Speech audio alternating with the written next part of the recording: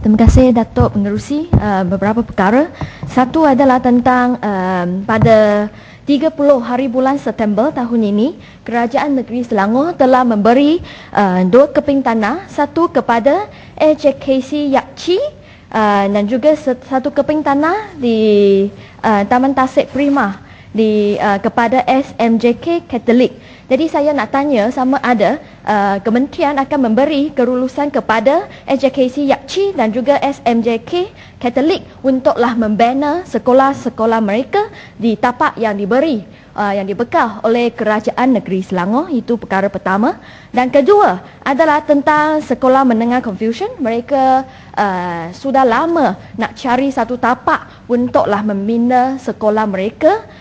Yang sekolah dan sekarang mereka kongsi tapak sekolah dengan SMPC Confucian. Saya tahu mereka telah buat satu permohonan untuk sekeping tapak reserve sekolah di Sentul sudah lama, lebih daripada 1 tahun. Jadi saya nak tanya apakah kedudukan permohonan mereka juga. Dan ketiga adalah tentang SMPC Kuantan dan SMPC Segamat. Saya rasa kedua-dua jawatan kuasa untuk kedua-dua sekolah ini sudah lama mengemukakan permohonan mereka untuk membuka balik SMPC Kuantan dan juga SMPC Segamat. Saya rasa isu ini pun sudah ulang kali dibangkit semasa pilihan raya kecil. Jadi saya nak tanya apa kedudukan permohonan mereka sekarang juga, sama ada kerajaan dan kementerian adalah bersedia untuklah memberi mereka satu kebenaran untuk membina, membuka balik SMPC Kuantan dan Segamat. Dan keempat adalah tentang ini polisi yang sudah beberapa kali dinyatakan bahawa di tempat perumahan yang lebih daripada 3,000 unit rumah di mana penduduk kebanyakan mereka adalah bangsa Cina, di taman perumahan tersebut akan mewujudkan satu keping tanah reserve untuk SJKC. Saya nak tahu polisi ini sampai setakat ini sudah sampai tahap mana? Sudah implement atau belum lagi dilaksanakan? Dan kalau sudah dilaksanakan, setakat ini sudah berapa tapak keping tanah tapak reserve pendidikan telah di-reservekan untuk SJKC dan juga SJKT. Dan isu selain daripada itu, saya juga nak bincang tentang, nak sentuh tentang isu ini, bantuan RM100 kepada pelajar untuk memberi kelengkapan barangan sekolah. Saya rasa ini adalah satu polisi yang baik, tetapi selain daripada isu yang telah dibangkit oleh Ibu Barat, saya di sini juga nak baca sepucuk email yang saya terima pada hari Isnin yang lalu.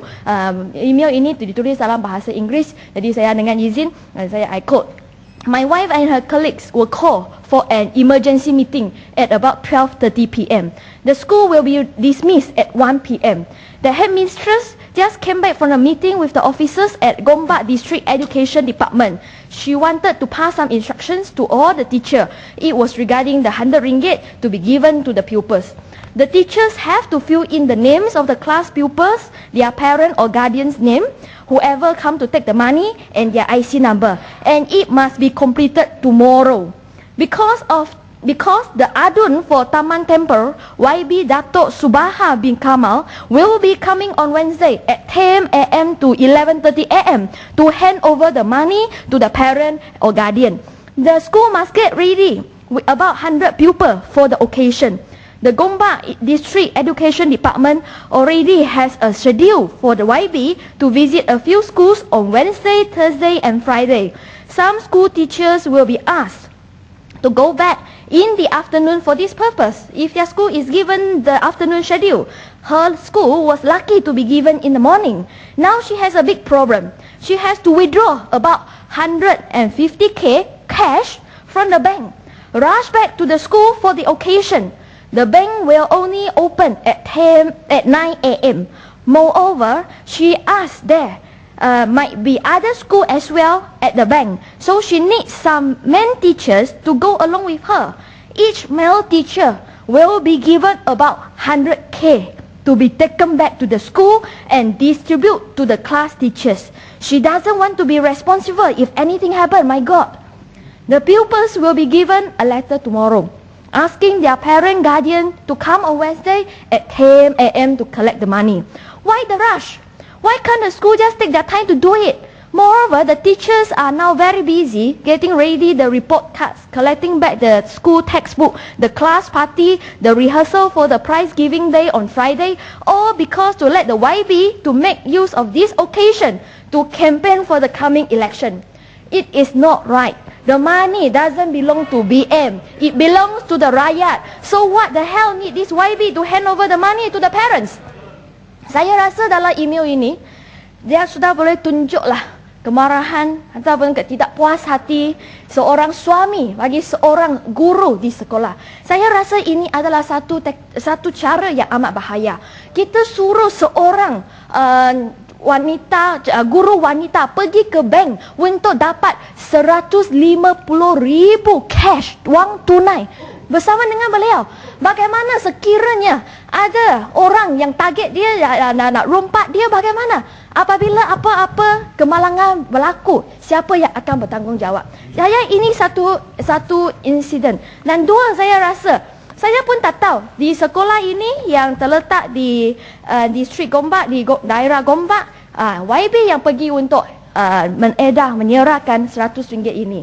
Ini okey. Tetapi di Negeri Sembilan, duit RM100 ini adalah diserah oleh Timbalan Ketua Pemuda MCA. Beliau bukan seorang ahli parlimen dan bukan seorang adun. Kenapa beliau diberi peluang untuk pergi ke sekolah untuk memberi RM100 ini kepada pelajar-pelajar? Saya rasa ini duit kerajaan. Sekiranya ahli parlimen pembangkang, adun pembangan kita tidak dijemput, saya pun tak buat bising. Tetapi kenapa seorang Timbalan Ketua Pemuda MCA diberi peluang, dijemput untuk mengedarkan RM100 ini kepada murid-murid? Saya rasa ini tak betul lah. Saya rasa ini tak betul lah. Kalau cakap ahli politik tak boleh masuk ke sekolah, saya rasa kedua-dua pihak, Barisan Nasional dan Pakatan Rakyat, semua jangan campur tangan.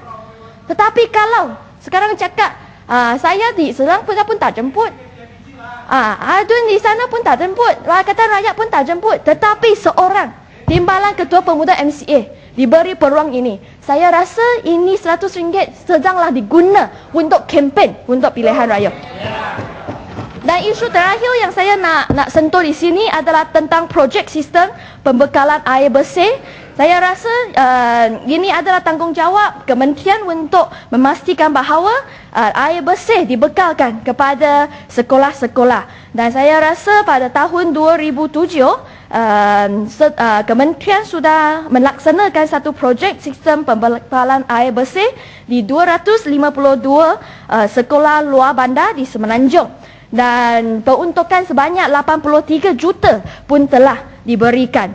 Tetapi projek ini dilaksanakan secara reka dan banner dan perlu disiap dalam tempoh 12 bulan bagi Duta Siara dan 14 bulan bagi Washington. Tetapi perauditan yang dijalankan antara bulan September hingga Disember tahun yang lalu mendapati bahawa pada umumnya terdapat beberapa kelemahan dan pengurusan projek ini yang menyebabkan kerajaan tidak mendapat dengan izin value for money dan menjejaskan objektif asas projek. Antara kelemahan yang dikenapasi ialah kelewatan menyiapkan projek ini. Bukan sahaja itu, tetapi juga mendapati bahawa ada penyelenggaraan berkala tidak dijalankan. Okey, saya nak tahu ini. Dan kerosakan lewat dibaiki. Jadi saya nak tanyalah bahawa isu-isu yang ini telah dibangkitkan dalam laporan audit sama ada kementerian sudah ambil tindakan untuk memperbetulkan semua isu yang telah dibangkit. Terima kasih, Dato' Pengerusi.